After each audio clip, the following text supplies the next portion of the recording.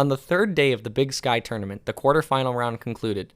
On the women's side of the tournament, number 5 Northern Colorado took on number 4 Montana State, and the number 6 Idaho Vandals took on the third-seeded Montana Grizzlies. On the men's side, the number 5 Montana State Bobcats took on number 4 Weber State, and the 6th-seeded Portland State Vikings took on the third-seeded Grizzlies. The opening game of the day was a slow and defensive battle between Northern Colorado and Montana State. The game gave the first taste of overtime in the Big Sky tournament, with both teams entering tied at 42. No field goals were scored in the OT period, but the Bobcats won the free throw battle and won 47-44.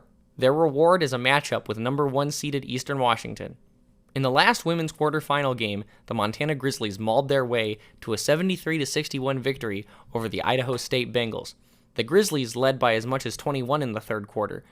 Idaho State had some pushback in the fourth, but it was too little too late. The Grizzlies move on to face NAU in the semifinals. The first game on the men's side of the tournament was eventful to say the least.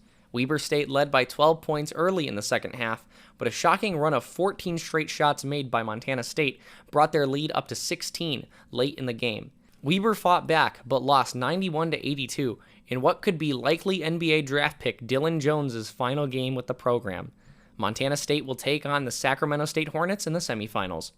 The state of Montana completed its sweep of the day as the Montana Grizzlies took down Portland State 87-81 and became the first higher seed to win a game on the men's side of the tournament.